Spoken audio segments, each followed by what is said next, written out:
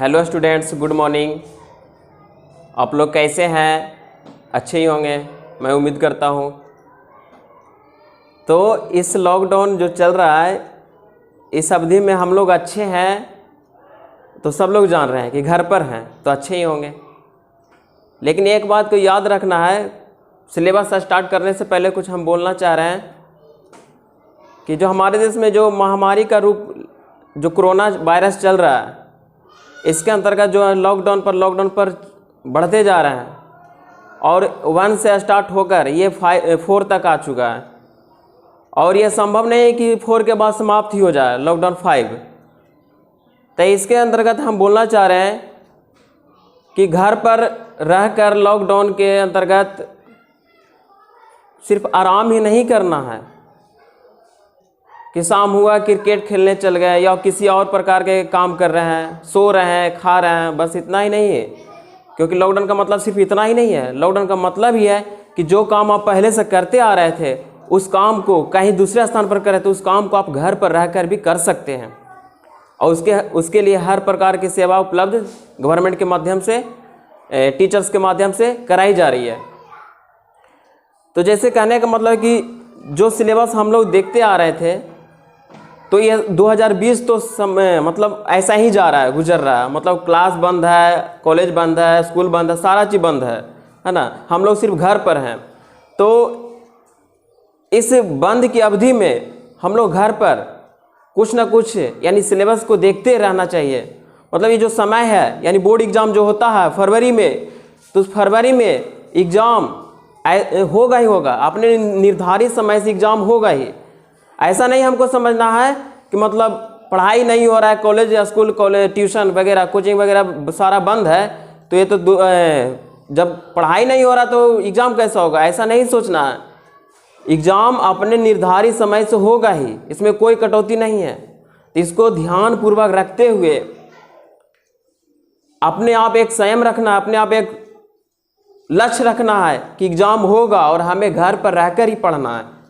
क्योंकि एग्ज़ाम तो होगा, तो उसमें अगर हम लोग घर पर नहीं पढ़ेंगे तो फिर एग्ज़ाम के समय काफ़ी समस्या बढ़ जाएगा। इसी को देखते हुए हम लोग घर पर अपने पढ़ाई में समय बिल्कुल रूप से देना है ना।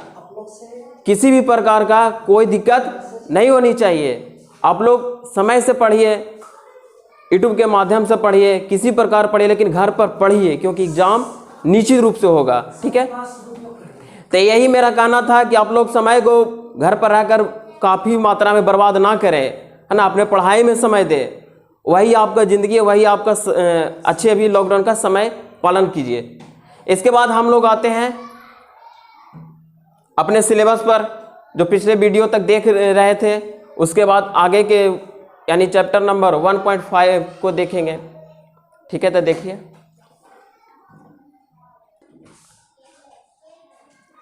स्टार्ट, यानी उसका क्वेश्चन स्टार्ट करने से पहले इसमें कुछ कॉन्सेप्ट है, तो उस कॉन्सेप्ट को देख लेंगे तभी आसानी रूप से हम क्वेश्चन को हल कर सकेंगे।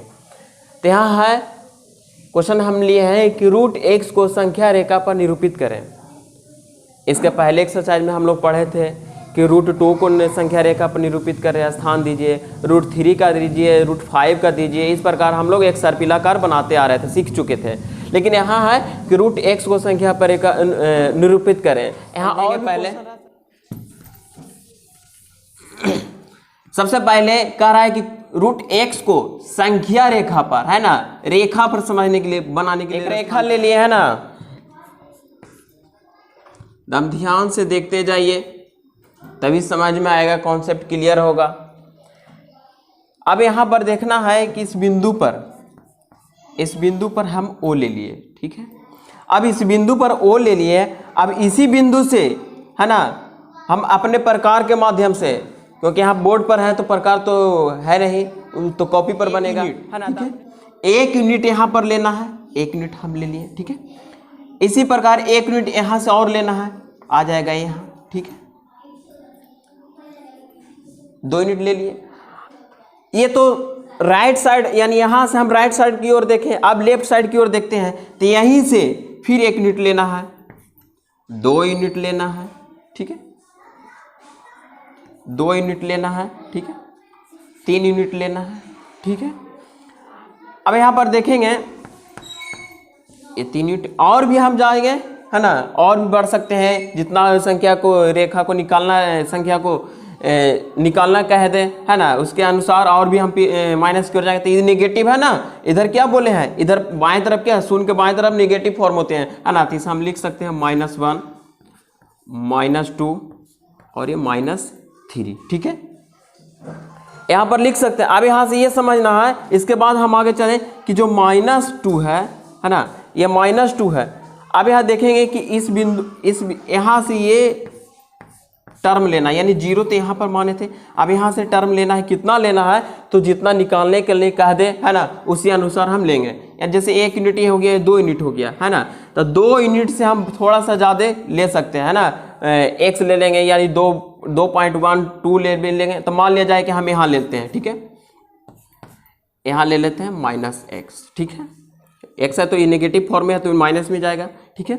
अब यहाँ से यहाँ तक के, है ना, इसको, इस बिंदु को हम मान लिए, क्या मान लिए, a मान लिए, इस बिंदु को हम a मान लिए, और इस बिंदु को हम मान लिए b, ठीक है। एकदम देखते जाइए, इस बिंदु को मान लिए b। अब क्या है, और इस बिंदु से यानी b से एक टर्म और आगे बढ़ेंगे, यानी 1 यूनिट, है ना, 1 यूनिट न लिए हैं तो इसको हम मान लेते हैं c, ठीक है, क्या मान ले, c मान ले, ठीक है। और ए बी को हम मान लेते हैं, ए बी को x मान लेते हैं, ठीक है। यहाँ से यहाँ तक की दूरी को हम x मान लेते हैं, ठीक है। और क्यों, क्योंकि 2 यूनिट लिए हैं ना, इसलिए, है ना, और 1 यूनिट इधर लिए हैं, तो यहाँ से हम मान लेते हैं, यानी b और c को मान लेते हैं। क्या हो जाएगा, जब ये पूरा b ए बी है ax, तो बी सी कितना है, 1 यूनिट ना, 1 यूनिट, ठीक है। अब हम ये देखेंगे कि ए बी हो गया x और बी सी हो गया 1, तो यहाँ से हम लिख सकते हैं,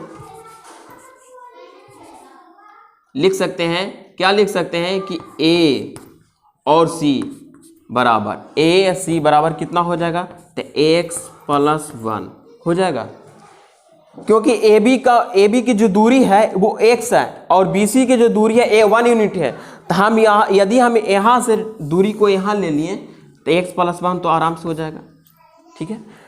x + 1 वो हो गया। अब इसके बाद क्या करना है, तो ध्यान देते जाना है कि जो a है और यहाँ c है, तो a और c को एक मध्य बिंदु काटेंगे, है ना, यानी हम काटने के लिए भी सीखे हैं, पिछले क्लास 7-8 में भी सीख चुके हैं, है ना। यानी यहाँ से हम लेंगे, जितना यूनिट इधर है उतना यूनिट उधर लेंगे, है ना, यानी ए सी का बीच में ही, तो ए सी का बीच में ही हम लेंगे तो कहाँ पर कट सकता है, हम अंदाज भी देख सकते हैं कि मध्य बिंदु कहाँ पर होगा, लेकिन अंदाज से नहीं चलना है, यहाँ पर काट के भी दिखाना है ना।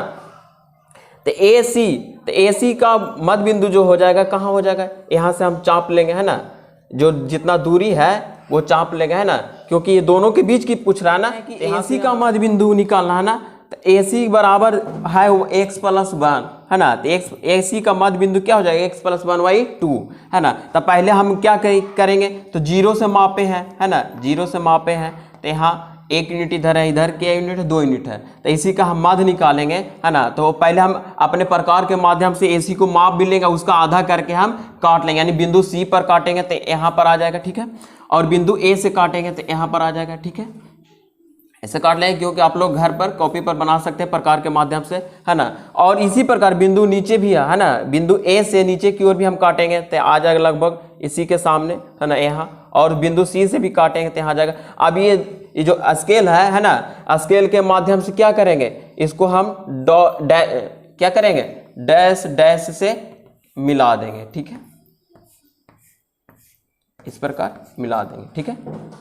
वो स्केल से नापिएगा तो एकदम क्लीन होगा, है ना, और स्ट्रेट होगा। ये क्या है, आप भी देख रहे हैं कि ये तो AC का मध्य बिंदु हो गया, ठीक है, इसको मध्य बिंदु कर दिए। अब ये देखना है कि जो ये दूरी है, तो इतना दूरी नहीं लेना है ना, ये जो यूनिट इतना दूरी है उतना ही दूरी ऊपर की ओर इतना लंब लेना है, तो मतलब आ जाएगा लगभग यहाँ, ठीक है। अब ये देखना है कि इस बिंदु से, यानी बिंदु A से, है ना, एक अर्धवृत्त पारेंगे। कैसा पारेंगे, अर्धवृत्त पारेंगे, तो लगभग बोर्ड पर ऐसा ही आएगा, है ना, बिंदु C तक यहाँ पर कट रहा है। ऐसा अर्धवृत्त है ना, स्केल से नापिएगा तो क्लीन होगा है ना, चांद के माध्यम से। ये आ गया अर्धवृत्त है ना। अब इस बिंदु को हम देखते हैं, AC का मध्य बिंदु हो गया, ठीक है। अब AC का मध्य बिंदु देखना है कि ये तो मध्यांतर रेखा हो गया, मतलब AC को मध्य बिंदु हो गया, इसको हम मान लेते हैं O, ठीक है ना। ये 0 है, इसको मत समझिएगा कि O है, ये 0 है ना, ये संख्या है, और ये है जो हमारा नाम हो गया है ना, इस कटान को, ठीक है। अब क्या करेंगे, अब देख रहे हैं फिगर को तो क्लीन रूप से तैयार हो गया। अभी देख रहे हैं कि O बच गया। अब O से है ना, यानी इसको हम क्या माने थे, ये तो O है, तो OC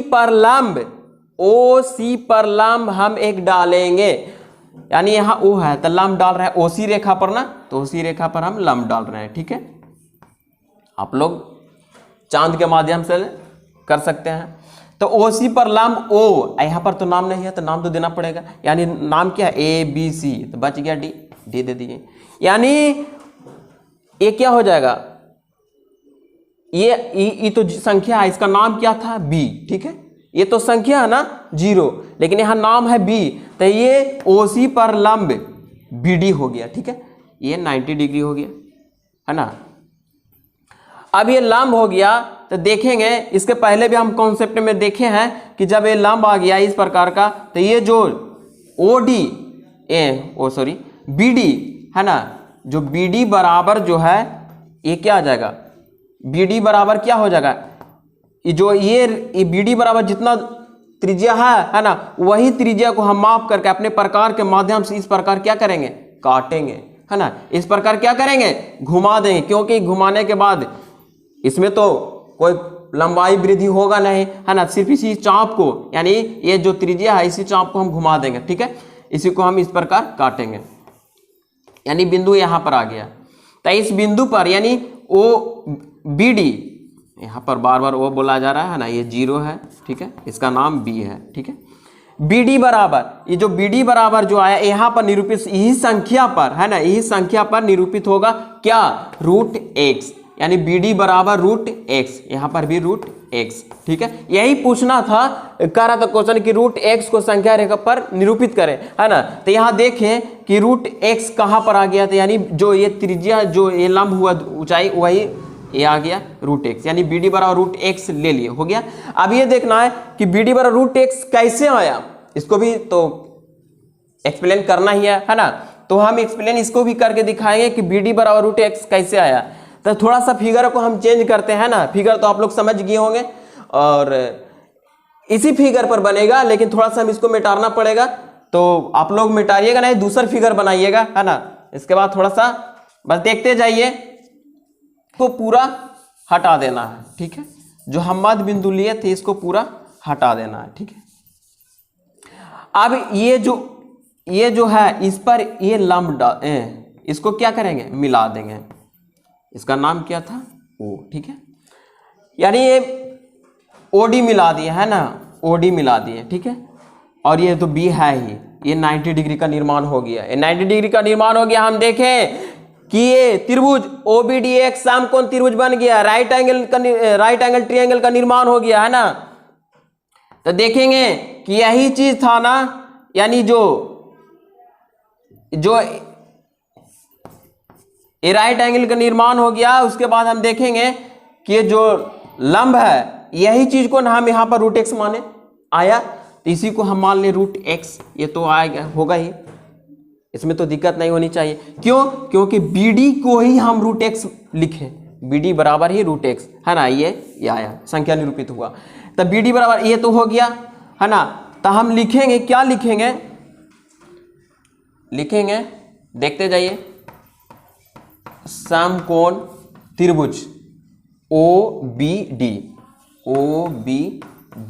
में, ठीक है, OBD में देखना है कि √x है, तो इसी को हमको निकालना है ना, क्योंकि ये BD बराबर √x हम लाए कैसे एक्सप्लेन करेंगे है ना। तो एक्सप्लेन करना ना, तो इसको देखते जाना, ये BD बराबर x हो गया, √x हो गया। अब यहाँ देखना, निकालना पड़ेगा OB, निकालना पड़ेगा OD निकालना पड़ेगा, OB और OD पता नहीं है, तो हम यहाँ से निकलेगा, कैसे निकलेगा देखते हैं कि AC बराबर x प्लस 1 है, ठीक है। और इसको मध्य बिंदु है ना, ये मध्य बिंदु है ना, पिछले फिगर में देखे थे, ये मध्य बिंदु है। तो AC बराबर इसका हम निकालेंगे तो मध्य बिंदु क्या हो जाएगा,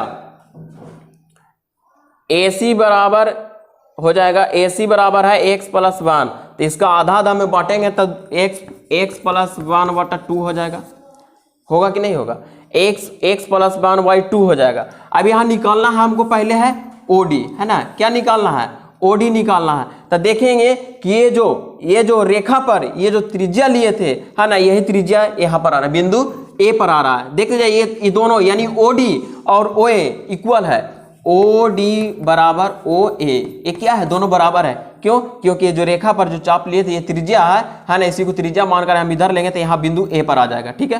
तो यानी हम इसको हम पहले निकालना है ना, तो इसको निकालने के लिए मतलब ये बराबर ये आ गया, तो हम निकालना पहले पड़ेगा OA, ठीक है। OA निकलेगा तो OA देखना है कि हमको निकालना है OA, है ना, तो OA निकलेगा कैसे, तो OA बराबर यहाँ देखना है कि A से C तक के है x प्लस 1, है ना, x प्लस 1, तो हमको निकालना है इसी का मध्य बिंदु है ना, तो आधा क्या हो जाएगा x प्लस 1/2, यानी OA का मान आ गया x प्लस 1/2। अब जब OA का मान आ गया तो हमको निकालना क्या था, इसका नहीं निकालना था, हमको निकालना था BD का, है ना, क्योंकि हम पहले समकोण त्रिभुज में आए थे, है ना। तो BD का तो ये निकला कि इसलिए क्योंकि OA बराबर है BD, OA बराबर OD है, ठीक है, OA बराबर OD, यानी OA का मान जब इतना आ गया तो इसी का बराबर, यानी ये इक्वल ये है, तो इसी का वाला वैल्यू हम यहाँ भी रखेंगे, वही होगा ना।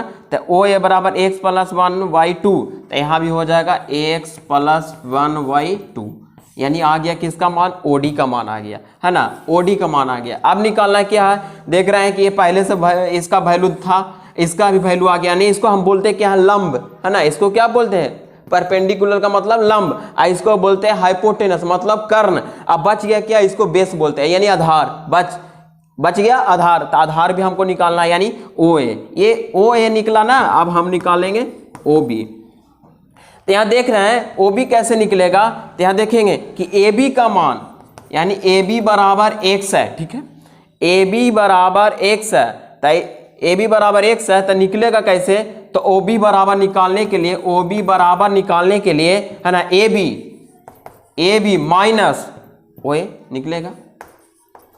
OB निकालने के लिए पूरा में से ये इतना निकालने के लिए हमको पूरा में से माइनस इतना करना पड़ेगा। AB का जो दूरी है x है और यहाँ का आ गया x प्लस 1/2, तो इसको निकालने के लिए यानी छोटा दूरी को निकालने के लिए बड़ा में से हम इतना आधा वाला निकाल लेंगे, तब ये निकल जाएगा अपने आप, है ना। तो निकालेंगे OB हमको निकालना है, तो निकलेगा क्या, AB माइनस OA, ठीक है, निकाल लेते हैं।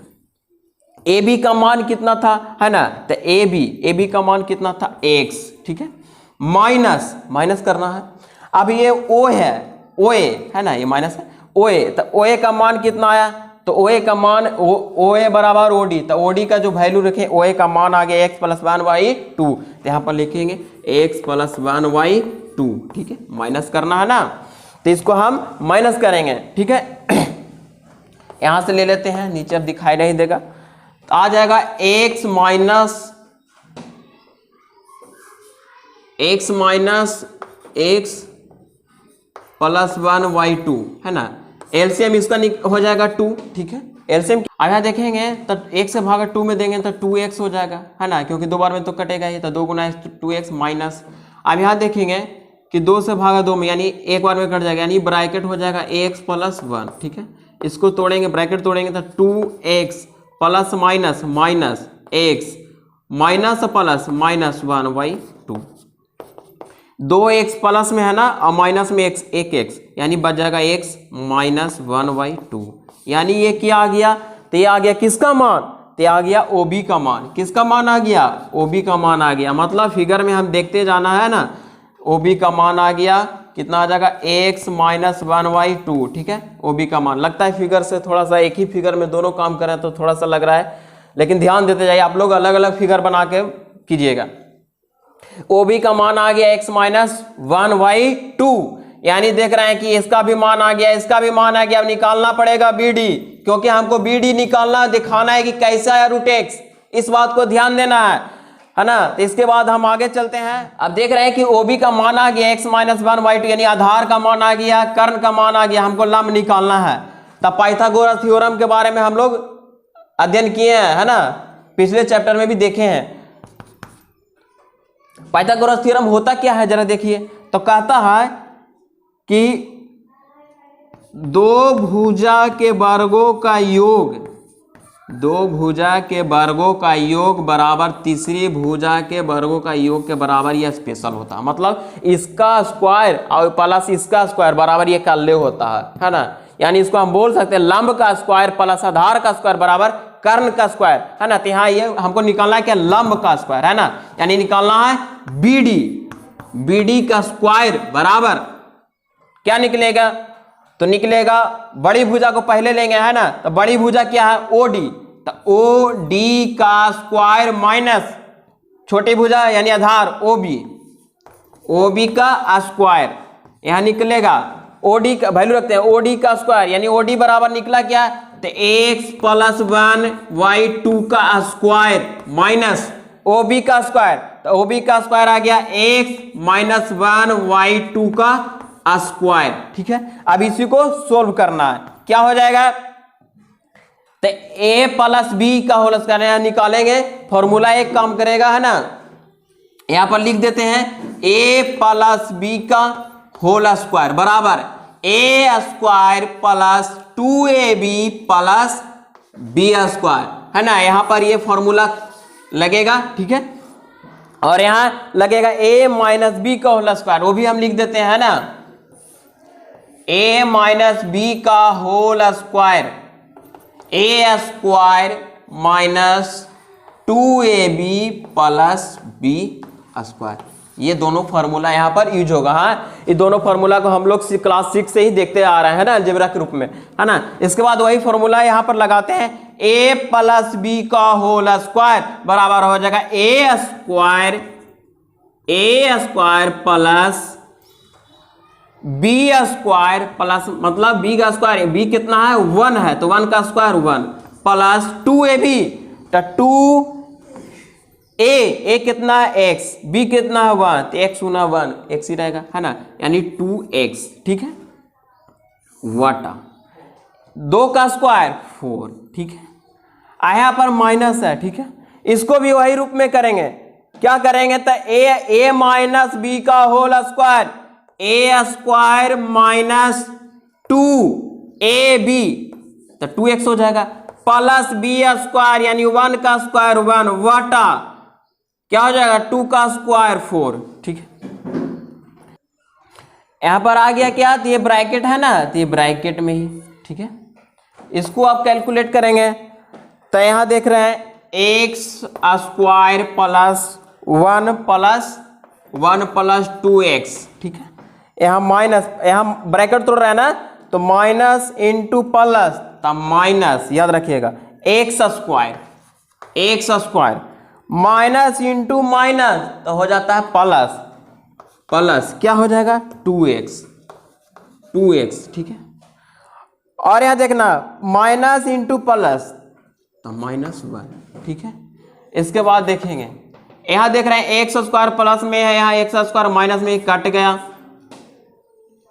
यहाँ एक प्लस में यहाँ एक माइनस में भी कट गया, बराबर आ जाएगा 2x + 2x बराबर 4x। ये 4x आ गया, है ना। बाटा में भी है ना, तो बाटा में भी है 4 ही, बाटा में भी है ना, यानी 4 से 4 कट गया, है ना, यहां पर बाटा छूट गया था, यानी ये 4 तो रह गया था ना, तो ये हो गया 4x बटा 4, 4 से 4 कट गया, यानी आ गया x, किसके बराबर, तो किसके बराबर आया, bd स्क्वायर बराबर, bd का स्क्वायर बराबर x आ गया। हमको निकालना था bd निकालना था ना, तो bd है ना, bd, तो bd बराबर क्या हो गया √x, यानी bd का मान आ गया √x। तब ये समझ में आ गया होगा कि bd बराबर हम √x कहाँ से ले आए, है ना। ये बी डी बराबर जो आया तो कहाँ से रूट एक्स आ गया, तो इसको हम एक्सप्लेन करके दिखाए। इसमें दो फॉर्मूला अलजेब्रिक रूप से प्रयोग किया गया, इसे भी याद रखना है ना। तो ये आ गया बी डी बराबर रूट एक्स, यही क्वेश्चन का एक्सप्लेनिंग था, है ना। हमें यही दिखाना था कि बी डी बराबर रूट एक्स आया कहाँ, है ना। क्वेश्चन के अनुसार इशारा एक्सप्लेन हो गया। इसके बाद हम